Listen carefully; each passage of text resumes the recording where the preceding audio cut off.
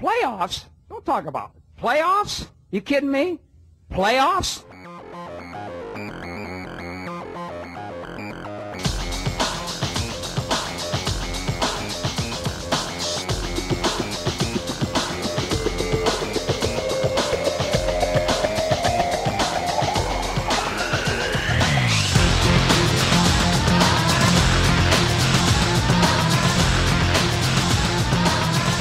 Merry Christmas. Welcome into show 58 here, the Pucknologists on Tealtown, USA. I'm your host, AJ Strong, and joining me this time we have Rocket Backhander. Oh, hey, that's me. What's up? Hey, hi. What's up? Hockey Jerk. It's 7 a.m. You go careening down the stairs to your Christmas tree.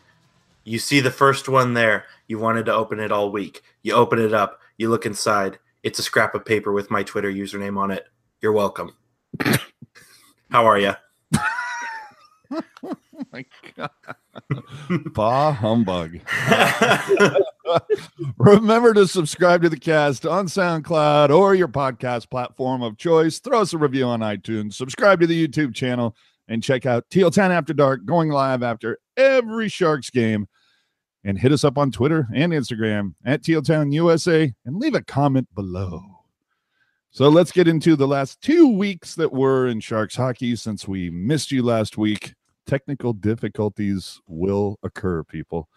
The Sharks, over their last 5, have gone 2-1-2. Right now, 19-12-7, good for 45 points. Second in the division, 2 back of Calgary, 4th in the conference. But since we last left you, the Sharks played 270 games, which we'll get into right now. A 5-2 victory over New Jersey. Bottom of the Metro with 2 regulation wins in their last 10 games and only 3 road wins total. The Devils would strike first after the Sharks sleepwalked through the first 10 minutes. Then the Sharks would score 3 straight, including Radim Šimic's first NHL goal, which would end up the winner, while Timo Meier would miss getting a hat trick by a scotch. Then the Sharks would take a 3-2 victory versus Dallas, who the Sharks had lost to a week earlier. Stars come in after getting blown out the night before in Anaheim 6-3, and the Stars were 3-8 over their last 11 roadies. Sharks give up the first goal, then score 3 straight. Heiskanen gets the teaser, and Timo almost gets a hat trick again, but it's just not enough. 7-3 victory at Chicago. Begins another 2-game road trip for the Sharks. Hawks are at the bottom of the Central, 1-8-1 over their last 10 coming in, but they just broke an 8-game losing streak. This is easily a trap game, right? So, of course, Jones gets yanked after letting 3 goals on 4 shots in the first 14 minutes. Crawford makes 6 saves on 8 shots before leaving at 18:30 of the first period with a concussion following a collision at the net. Sharks give up the first 2 goals. Later, the Sharks tie it in 60 seconds. And after giving up the 3rd goal, the Sharks go with 5 unanswered and 13 guys get on the score sheet for Team Teal. Then we move on for the second of 2 at Minnesota. Jones coming up with a 4-0 shutout against a mediocre Minnesota squad with no Matt Dumba. And the Wild were 9-1-1 over their last 11 versus the Sharks at XL. So nice for that one. And the streak was broken. After winning 5 straight, the Sharks would go on and lose 3 straight, starting with Winnipeg, currently the best team in the West. They had just beaten Tampa on a 5-game win streak. The Sharks did play well, but Jones missed on a breakaway. He also got burned by the stanchion. I don't know how many times the stanchion is going to screw the Sharks at SAP, but this was yet another time. Then the LA Kings come to town, the worst team in hockey, bottom of the friggin' barrel, even though they had just beaten Winnipeg a couple days earlier. The Sharks sleepwalk through most of this game, show off probably the worst power play possibly in franchise history. EK65 would hit Austin Wagner, doesn't get a penalty in the game, but would ultimately get a 2-game suspension. That's a 3-2 overtime loss to LA. And then finally a 4-3 shootout loss versus the Coyotes. I guess Aiden Hill only had 1 good week ever, I suppose. Dell gets the start as we all thought he would. Tim Heed would slot in for a suspended EK65 and open the scoring for the Sharks. OEK, Oliver Ekman-Larsson for you guys. Wouldn't that be OEL? more Correct. like LOL. Yeah. Hey, now. So OEL would hit LeBanc in the dome, would get a penalty for that, but of course, no supplemental discipline because this was violence against the Sharks, not Sharks violence against somebody else. And more bizarrely, no Sharks stood up for LeBanc after what was a ridiculous hit. So I hope you got all of that because it's time to get into the good and the bad and the ugly of the last 2 weeks of Sharks hockey. So let's start with the good. Oh, yeah. And I'll go with my good. Since those big meetings that the Sharks had with Peter DeBoer and Doug Wilson back in Montreal, the Sharks went 5 for 6. Power play at 35%. Penalty kill at 86%. And that was awesome. That was a nice string and played really well against Winnipeg. So I'm just going to leave it there because it's going to get bad in a hot second. Rocket, what did you take from the last 2 weeks that you're kind of like, yes, I like where this is going? Well, no, I don't. That's the thing. Like, no, before the 3-game losing streak, you had to have been like, all right, guys. No, I wasn't. I absolutely wasn't because you look at those teams and they were not. They're not even in the same lane. You know what I mean? It's like the Sharks were just taking taking a baseball bat to everybody's mailbox. And we're supposed to call that like some sort of sporting event. No, they beat the Blackhawks. They should have. Like they beat the garbage teams that they were supposed to beat. Good for them. We switched from the good, the bad, the ugly to just like the marginally. Yeah, because that's where I'm at right now. I'm done being gentle with this squad. The marginally faced, the ugly, and the you need surgery. Hockey jerk. What can you take positive? Joe Pavelski. All the haters out there, he sucks, he's slow, can't score goals, this, that, and the other, trade him, let him go, whatever. Wrong. He put up 66 points last season while having a broken wrist the first half of the year. Can you do the same? I certainly cannot. And now here he comes, fully healthy, on pace to score 51.8 goals, which, hey, all I'm saying is anything is possible. It's 2018. And all of the haters are circling around and saying, oh, that's our captain, Big Pavelski, Captain America. No, sir or ma'am, you're wrong. And these two lovely co-hosts that I have know that when everybody else was against him, I was there for Joe Pavelski. Joe Pavelski, if you're listening, and of course you are, you have a fan, lifelong fan right here. And for all of those who are hating on him, you losers. So we get into the bad, or what we call. Hey now. Can we to follow up on what Rocket was saying, can we really get too excited about a win streak over teams with losing records? Probably not. And hey, at least they played Winnipeg tight. I give them that. Rocket, what's your kind of, hey, it wasn't horrible.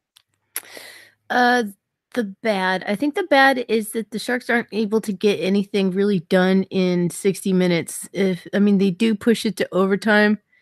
And in that one case, they pushed it to a shootout. So they do have a lot of fight, which means their endurance level is there, but they just have not had the puck luck or the whatever magic to get it done in 60 minutes or less. Jerk. For me, it's going to be the fact that, like Rocket said, the Sharks beat the teams they were supposed to beat, because too many times we see, oh, it's Chicago. They're 31st in the league. We're good. And then they lose 3-0. So to see them beat the teams they're supposed to beat, it's good because it shows that they have, or at least are starting to develop that killer instinct where it's like, we don't care if you're, hanging on by a thread. We're going to cut that last thread. Yes. Rocket. And then finally, how it really got fugly. Really? How do you not start Dell versus Chicago? I mean, seriously, I'm not even sure how that happened. It just Come on. And then obviously the horribly fugly, the Sharks lose 3 straight going into the holiday break. 2 of them to the bottom 2 Pacific Division teams. Just an absolutely abhorrent showing to LA. I just can't even. Rocket, you're fugly, if you will, even though we're trying to be nice since it's Christmas. Yeah, that game against LA. Now, I want to know why it went down the way it did, that LA wore their alternate sweaters and San Jose wore their white sweaters at home. What colorblind son of a bitch scheduled that? I mean, for God's sake, LA could have worn their home sweaters and San Jose could have worn their away sweaters. San Jose could have worn their home sweaters. LA could have worn their alternate jerseys. There are so many other viable color combinations that would have made it better for everyone involved, including the officials. Oh, man. Yeah, this all could have been avoided if LA had just chosen the purple with the gold crown as their third jersey. Right? You know? All the jerseys in both these teams' histories, there's literally 27 other combinations you could have went with, all of them better. I mean, this game could have been watched on a black and white TV, and you wouldn't have known the difference. It was miserable. It was awful. I mean, I'm just so it didn't start out good from a visual standpoint. It went downhill from there. I think that because on paper the Kings are so bad that the Sharks just were like, yeah, they're bad. They're old and they're slow, which they are, and they are. I believe that's what Jerk calls a trap game. Yeah, but you know, they're still dangerous, and that's the thing that I think they just forgot. I feel like they forgot. Like they just took Los Angeles for granted as an opponent, and Los Angeles sort of was like, oh yeah, here, sniff our fingers. If I recall correctly, the Kings were off for a few extra days. Like they played Winnipeg the previous Tuesday, then the Sharks played Winnipeg, and then the Sharks played LA 2 days later. So LA had a couple of extra days off, but I don't think somebody should have told the Sharks, oh, by the way, you know that Winnipeg team that just beat you? Yeah, the Kings beat them 4-1 2 days earlier. So might be a little bit better than their schedule would suggest, Jerk. Yeah, that's what I like about the NHL specifically, is like even the worst teams can, you know, like Rocket said, even the worst teams can be dangerous, and I think that's what makes it interesting to watch. But no, you're absolutely right. And it's something that I noted too, is like, okay, LA just came in and beat one of the best teams in the league. Like clearly they're going to be riding that confidence, good feelings, whatever, coming into the Sharks game, especially, you know, the Sharks schedule in this last little week or so has been really condensed. And so I think LA had every opportunity to, you know, come in and take advantage of that. And I think they did. And I think, it's on the Sharks. I mean, the Sharks have the worst travel schedule in the league. You know, it's on them to know what they need to do to be ready for every game, whether it's one after the other or a week in between. But I don't know. Would you like to know my ugly? I thought that was. Go ahead. No, I was just, confirming your thoughts. But here's my ugly. So why did Ilya Kovalchuk have to prove me right in a game against the Sharks? That's all I've been complaining about, is that Ilya Kovalchuk needs to play more because he's going to score and help the Kings win. And he literally did that. He scored the first goal and the winning goal, and it was against the Sharks. It's like, dude, you're not doing me any favors here. There's already a contingent of my Sharks, or of my Twitter followers, who think I'm not actually a Sharks fan, and it's making it worse. Wait a minute. Do you get a foreseen point for that? I'll have to check with Vince, but I'll let you know. So we'll close out the good, the bad, and the ugly, because it did get ugly towards the end there. You can't leave points on the table against bottom feeders. You just can't, especially when they play in your division. So we move on to the 3 stars, or what we call... Oh, good for you! Rocket, your star for the last 2 weeks of Sharks hockey. Man, I said it once, I'll say it again. Number 4, Brendan Dillon. The guy elevates his partner, regardless of who his partner is. He big body, not afraid to play the body when necessary, but he's smart. He's not just this big meathead who just goes out to slam somebody against the wall and rough him around and give him a good lesson. He's generally a smart player.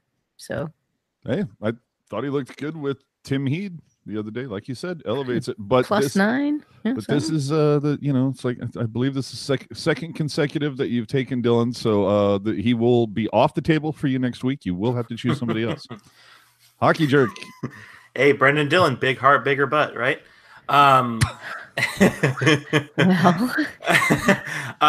My star, and you're gonna. This is a theme here. This has been a theme for a while. My star is Logan Couture.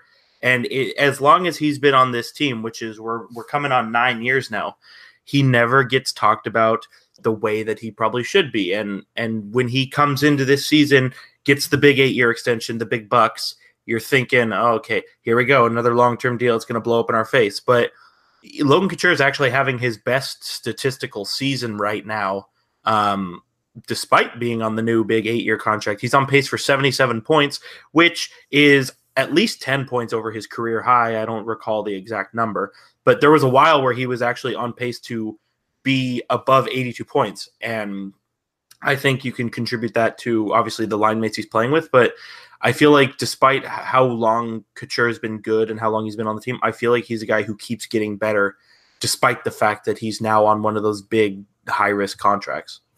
Well, I don't think anybody would debate it that the number one line for the Sharks right now, it's the Couture line. Yep. You can't even debate that. He will be a captain of this team at some point. If he isn't, there's something seriously wrong. Yeah, it's been this way for 3 years. Like Couture is the Sharks' best player, and there are so many people who will argue that, but he is their best player. Yeah, I mean, like all around player. Yeah, and I love the fact, the honesty that he brings post game. He's got a nice hairline too. And great grill. Guy can take a puck, man. Credit to his dentist. Shout out, friend of the show. So for me, I'm just handing out I'm breaking my star off into 3 little pieces and just giving it to the new kids. Shimmick, Radil, Heed. Obviously, Heed not as new as Shimmick and Radil, but only got his 3rd start over the last week for this season and immediately starts the scoring. Radil looking better and better. I mean, he had a ridiculous backhand pass to a Couture goal. I mean, it was a blind pass behind the net, but he got his first NHL goal. Shimmick gets his first NHL goal, has looked great on defense. It looks like he slid into that Burns whisper spot. And Radil actually got a little bit of it was nice to see him get rewarded for his work by getting some time up with Couture and Meyer when the line blender was in full effect. So well, and in that game against LA, he got a goal too. He got the Sharks' first goal on that line. Yeah, on a sweet pass by Timo Meyer, no less. All I'll say is I think that blank stealth sweater that you have is going to be blank for a little bit longer due to your inability to make a decision on who to put on it. Between Radil and Shimmick? You may be correct, sir. So let's move on to Shark Bites. Now that, I should say, those were the 3 stars of the week, so. Oh, good for you. And now we go to Shark Bites. Shark Bites. Okay, so Rocket got that correct. Jerk got it wrong. He wasn't here for that episode. You know what, AJ? I'm living in the past. Just let me be. All right, Rocket. Shark Bites.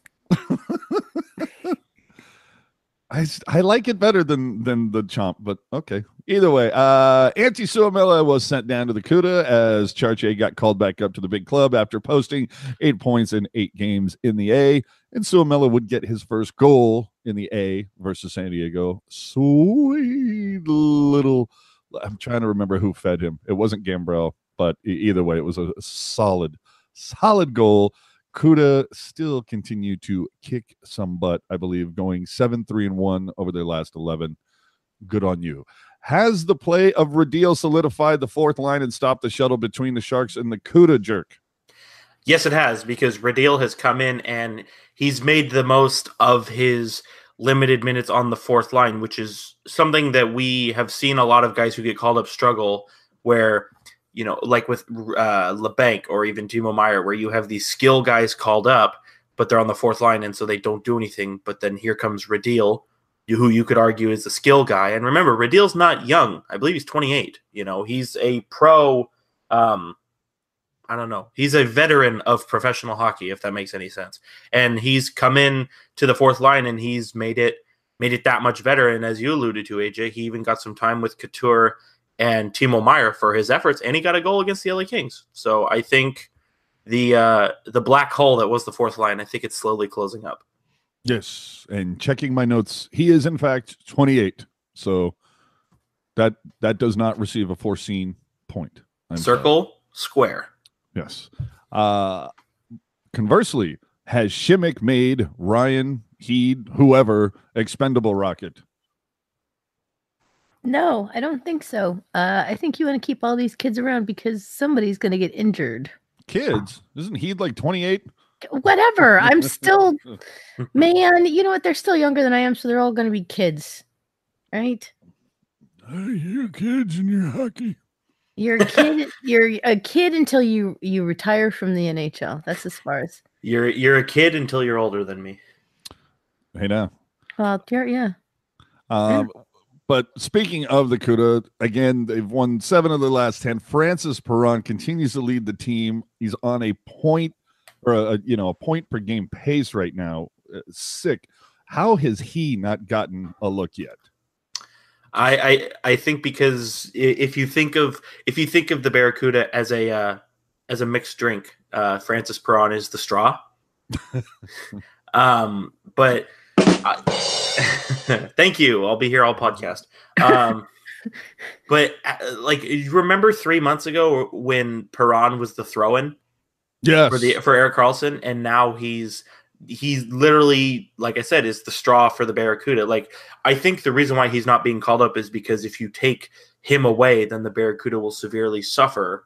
Plus, it's one of those things where it's like, do you want this guy playing all the minutes in the Barracuda or in a kind of a shutdown role with the Sharks? And I think you have to go with the former on that one. But I think, too, the Sharks' forward depth could be a revolving door coming next season. So there's going to be ample opportunity. And for those who like to dig really, really, really deep in, the year that Timo Meier's junior team, Rouyn-Noranda, went to the Memorial Cup, Francis Perron was his line mate. Ooh. The more you know. Does Perron kill penalties? I don't have the knowledge to answer that question accurately, but I would go with probably. Well, Melker Karlsson, you are forewarned. Rocket, did the Sharks run out of holiday video ideas this year? There was this old movie called The Outsiders, and there's this line from it. Bring it on, Pony Boy. Yeah, and he says, nothing golden can stay. And I think that the holiday video era was a golden moment, golden couple of seasons for the San Jose Sharks, but I think that moment has gone. And I think it's probably due to a couple of factors. Probably because the people who were employed by the organization, during those progressive years, just had more interest in it than maybe the current people who are there who make the decisions, and maybe the players aren't as interested in devoting a lot of their personal time, or they'll be around. Maybe the scheduling wasn't right. And also maybe the media production company that the Sharks wanted to use was quoting them a ridiculously high price. Or, like a couple of, there could be a lot of factors. So I wouldn't say that they ran out of ideas, but I think that there were a lot of external, extenuating circumstances that just didn't make a real good video possible. Yeah, it didn't even occur to me until you just said it, but yeah, there were only like 4 Sharks involved in this entire video. Like, what? When you had like damn near the entire team involved in the animated one last season.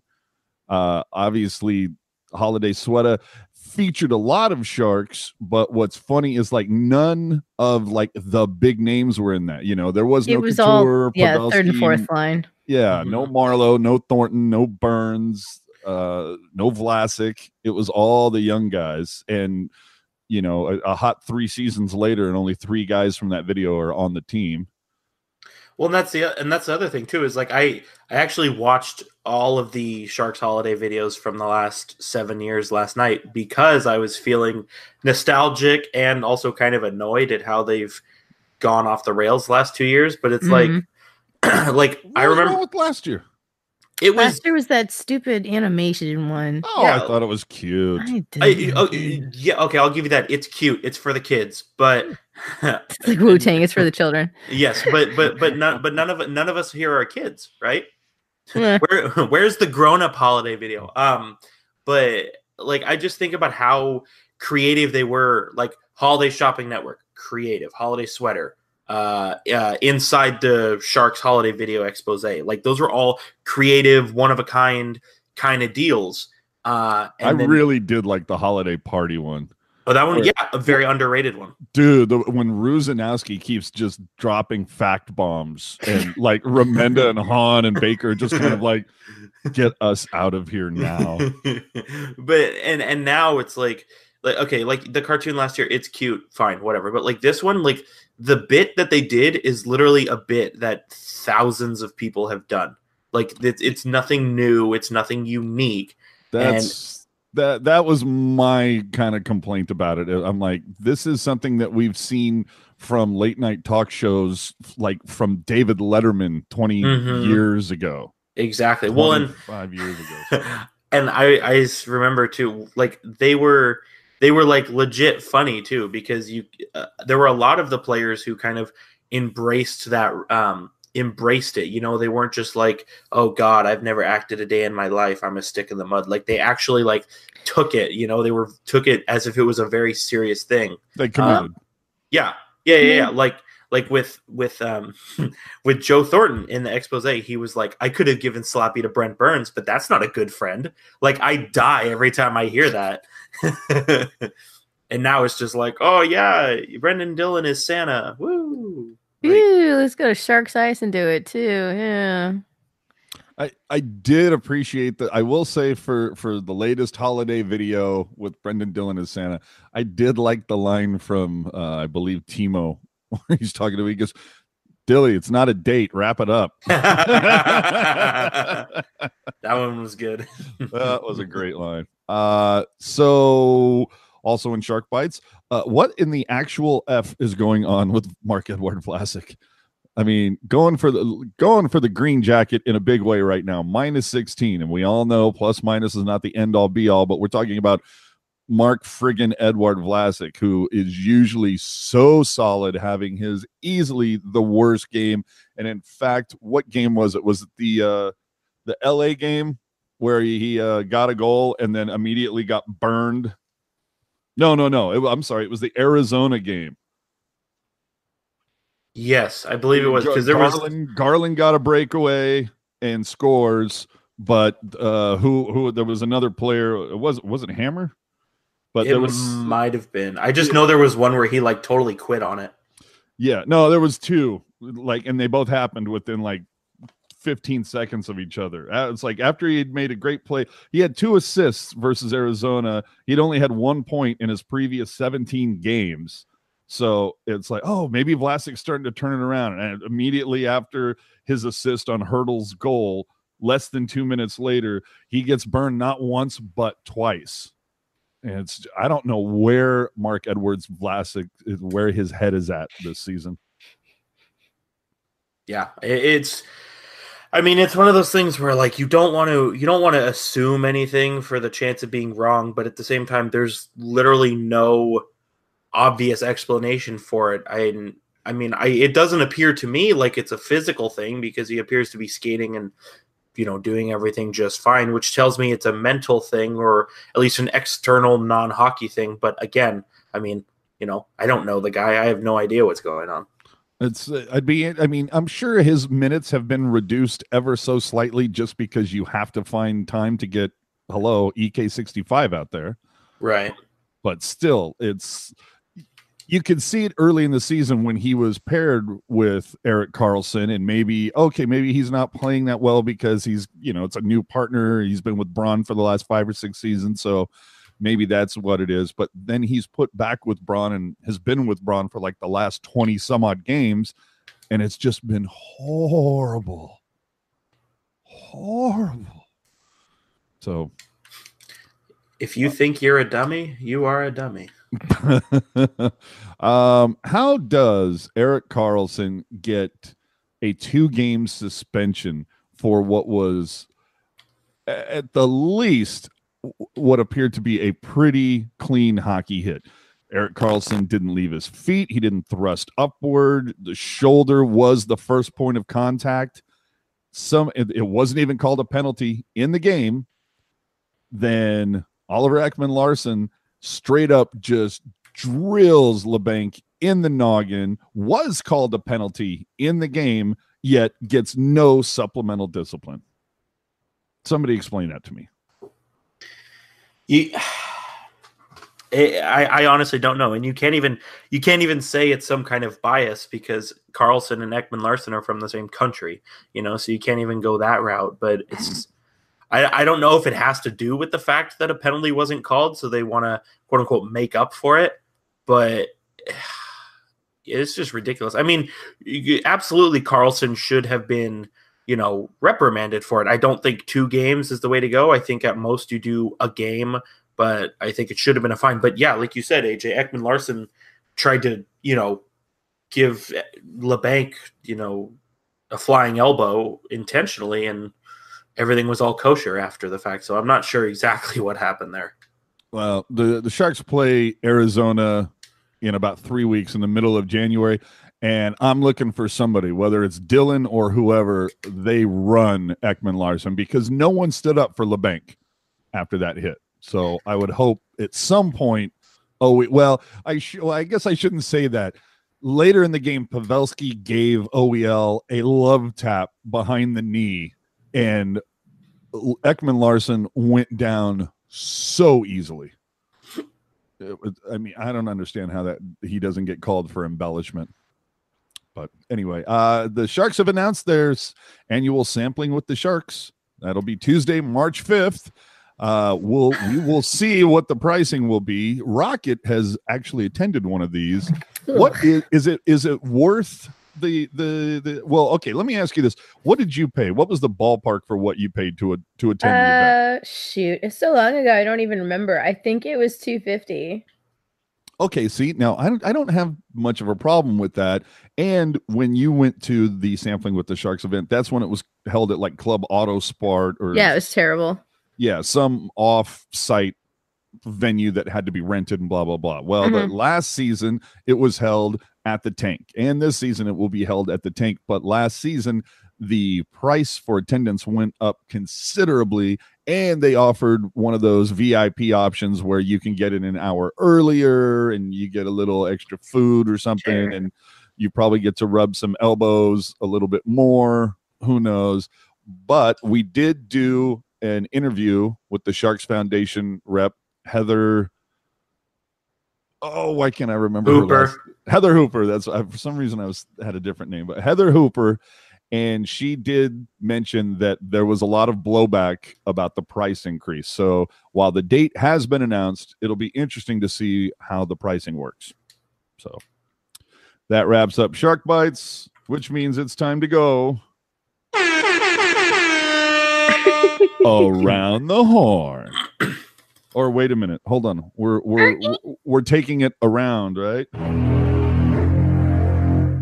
Have the goddamn common courtesy to give him a reach around. This is not After Dark. Okay. All right. Then we'll just stay with the horn. Tommy Hawk has had enough of your crap. As if things weren't bad enough in Chicago during an overtime loss versus Winnipeg, Tommy Hawk would brawl with the drunken fan. I don't know that it was really much of a brawl. It looked like just a really stupid fan, and Tommy Hawk just kind of like, I think Tommy Hawk could have done a lot more damage had he'd wanted to. Just saying. Hockey Twitter lost their mind over Coach Q potentially going to the Flyers. Yeah, it didn't happen. And then the playoff format debate heated up again based on some comments from Steve Stamkos.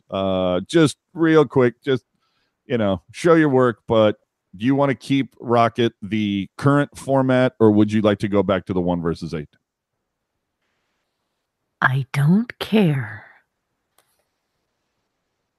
Oh my God, who the hell cares? Jerk? I hate Family Guy. I see the worth in both. I see the merit in both, but I do like the 1 versus 8 better just because it opens the field for who you could potentially play in the first round, and I think it makes it so when you play the same team multiple years in a row, it makes it even more special because the chances of that happening are less likely. Mm-hmm. Yeah, I'm a 1 through 8 guy. I hate the idea of a team from one division, one of the top teams being like knocked out by the third round just because because of the silly division matchup. I feel like some of the lower seeded teams end up getting a little bit of an advantage. There was a team a couple seasons ago or whatnot that they had more points, but the team that they were facing in the division finished. Okay, Jerk, help me out. You're gonna know it. You're gonna know this. There was a team that even though they had a better record or something like that, they actually didn't have home ice in the second round for whatever reason. Yeah, so the Ottawa Senators were second in the Atlantic Division and had 98 points. Meanwhile, the Rangers were fourth in the Metropolitan Division and had 102 points. So more points, but in the second round when they played each other, the Rangers did not have home ice advantage. And you could argue that it cost them the series. Yeah. So but again, this is a discussion about playoffs. So playoffs. I could do that all day. So let's get into, I don't want to put a final bow on this.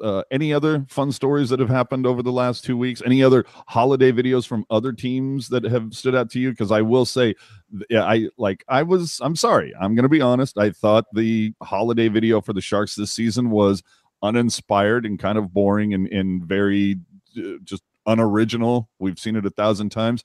The Ottawa Senators one, holy crap. Yeah, that one was good. Oh, really? I thought it was horrible.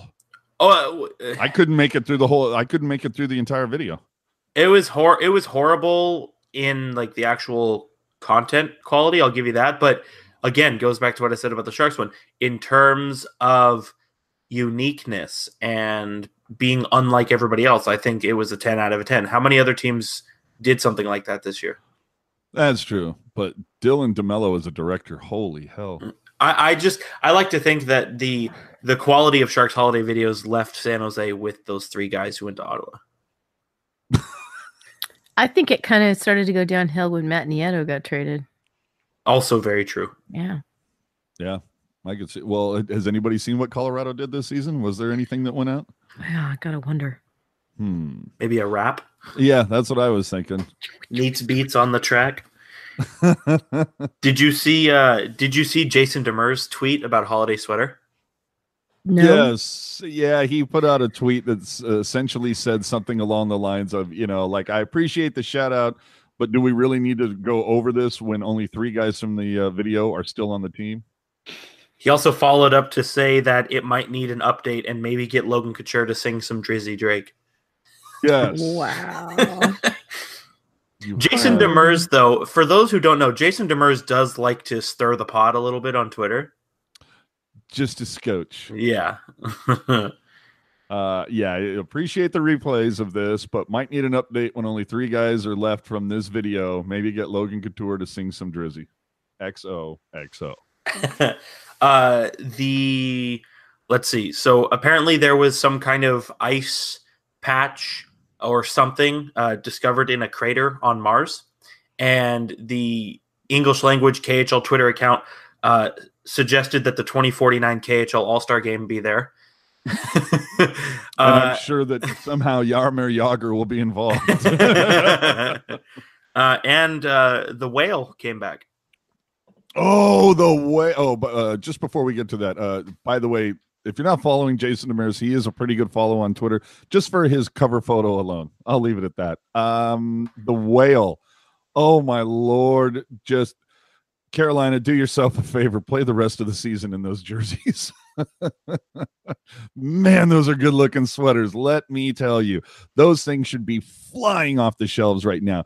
But I've been told, I cannot confirm, but I thought I read something in it might have been from you, that you can't order a plated authentic Whalers jersey.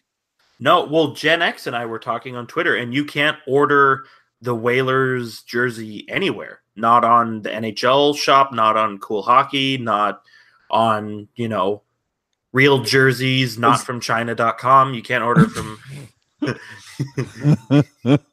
Is this an authentic, or this is replica, or just overall? Overall. Oh my god! Please tell me that Night from China thing is real. I would love it if there were a China.com. Like you can just order anything from China from one website, China.com. Bulk 10 bulk stealth jerseys, $39.99. All right. Do they not have like Amazon.ch? No, the China doesn't allow the internet.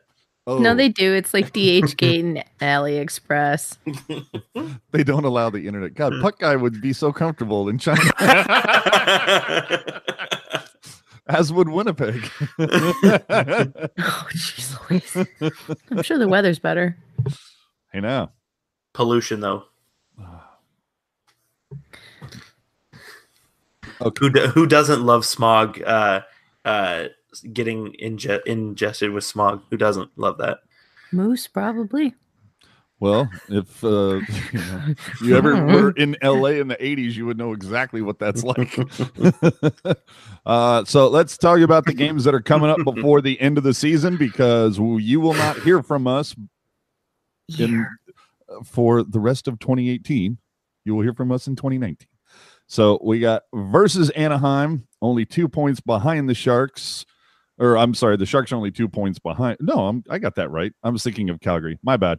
Yeah, Anaheim only 2 points behind the Sharks. Currently on a 3-game losing streak. Has John Gibson finally, like, as we've all said, Rocket, unsustainable? No. Okay then. Wow. You want an answer? I'll give you an answer. The short answer is no. Obviously, the longer answer is, all right, look, the Anaheim Ducks usually end up in the top of the Pacific Division, not by accident. Okay. So so we're just gonna keep rolling that engine forward until somebody else gets knocked into last Tuesday, and then somebody else gets broken into 18 pieces again. I mean, the Ducks aren't really, doing too well as far as injuries go, I don't think, but they're bound to, repair themselves and regroup and whoop up on everybody's ass again. Hey, now. Yeah. John Gibson is 15-11-4 and still has a .926 save percentage. Wow. So sick. So versus Anaheim. By the way, follow your boys, Teal Town USA, on Twitter, especially on Instagram. Just saying, you might want to do that on the 27th, the morning that the Sharks play Anaheim. There might be a fun little video that goes out that morning. Just letting you know. Then the Sharks will head up to Alberta at Edmonton, which means we'll probably be talking to Drew Raminda. Edmonton, 500 hockey over their last 10, also on a 3-game skid. Boy, if the Sharks don't win this one, holy hell. These next 3 games, you just lost 2. I mean, yeah, okay, you picked up a charity point in each one, but you've just lost 2 against Pacific Division teams. Now you've got 3 straight on the docket, because after Edmonton is the one that you really want at Calgary on New Year's Eve, currently first in the pack div by 2 points. That's right, our Flames, Hockey Jerk. Yes, our Flames, the best team in the Pacific Division. And, whether or not the Sharks can win these games, they need to win these games. I mean, you've already had, the previous 2 games, LA and Arizona, against Pacific Division teams, and you got a charity point, which is nice. But the next 3 are also against Pacific Division teams who are all around where you are in the standings. Like, if you want to be in a comfortable position going into the middle portion of the year, we'll say, you need to take, let's see, we got 3 games. You need to take at least 4 out of 6 points. Easily. #OurFlames. What if they don't want to be comfortable? What if they want to make themselves uncomfortable? Because if they're comfortable, then they're going to be flat-footed. So what if they're like, look, what if we just play crappy as long as we can, so we're always keeping this hunger? Somewhere Logan's like, this is the dumbest idea ever. Just the way the schedule is working out, because you've got a 4-point separation. Calgary at 47, San Jose at 45, Vegas 44, Anaheim 43. You've got 3 games to end 2018, all of them in division. Then you get a couple that are outside of the division, and then you get 3 straight again: LA, Edmonton, and Vegas. This stretch of the next 8 games is so effing huge. This could really be, where you can start to get at least a little separation. And remember, the start of 2019, that's game 42. Season's halfway over. Figure it out, guys. What do you want to be? I'm just saying. So, time for the final thoughts on whether people can find you on the Soch. We'll start with Hockey Jerk. All right. Well, despite the Sharks putting up some so-so efforts lately, they're still second in the division, which is fine. They lucked out in the sense that the teams around them have also struggled lately. But as we saw at the end of November and the beginning of December, this division can heat up, at the drop of a hat. And if you're the Sharks, who are arguably the best team that's not getting better, if that makes any sense, you need to always be ready, because somehow the Ducks keep staying relevant. Calgary's on the rise. Edmonton's on the rise. You need to constantly keep an eye on your surroundings and stay out of the box. And and you can't take any of the divisional opponents for granted, even Vancouver, because like I said earlier, even the worst teams can surprise you. And I think if the Sharks just handle their business against divisional opponents, then everything is going to come together. And if you agree with those thoughts and would like more of those thoughts, you can follow me on Twitter at @hockey_jerk. I'm 2 followers away from 700, and I'm contemplating doing some kind of giveaway for that milestone. So if you know people... Oh, good for you! Rude. Thank you to the guys in the truck. So if you know somebody who's not following me that should be, let them know. And if you like free stuff, then keep an eye on my Twitter account. Hey now. Thank you, AJ. Rocket. You know how this works. You're next. Go ahead. Good afternoon. My name is Rocket Francis Backhander. No, it's serious though. The F does stand for Francis. What's up, everybody? How you doing? So, 2018. Holy smokes, man. 12 months come and gone. Thank God. Maybe 2019 will be better. Maybe it will be worse. I remain hopeful. I also remain on Twitter at @rbackhander76. That's capital R, capital B, little backhander76. I tweet about hockey and other stuff. Yeah, just like random, goofy, cynical crap, mostly, but also a lot of hockey. A lot of cat memes too. I like cats. Desperate for a cat. This is a warm kitten. I can call my own. Mew. Yeah. So I don't know what to think about this team. I think that it has some issues, and I don't know. It's a lot of very small problems that are leading up to a larger issue, and I don't know how many of those smaller problems need to get resolved in order for it to cause less of a larger issue.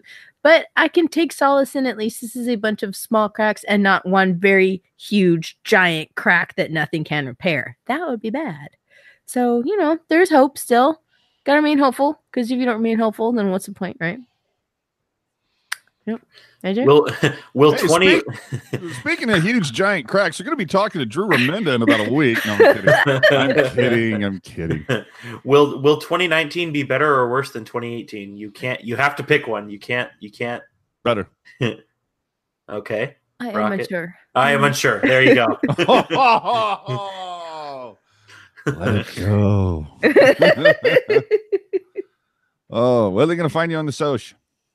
I told you. But the effort just wasn't involved whatsoever, huh? No. All right, Francis, lighten up. You can find me on the social, AJ_Strong, on Twitter, on Instagram. Also throwing up some grams here and there for the Twitter, occasional Periscope, all sorts of fun stuff with that.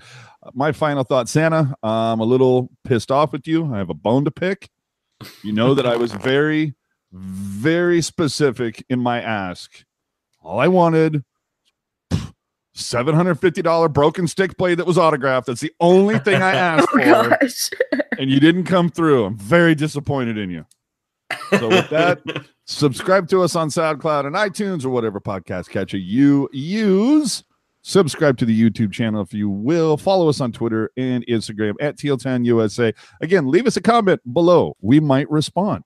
Hockey Jerk has nothing but time, people. He's looking to talk. He's looking for fights. Really is. He's looking for debate. So drop a comment up in here and he will respond. I guarantee you. Just that's the only reason he has YouTube. Let's be honest. So with that, that's the end of show 55. We will see you in 2019. Enjoy your holidays.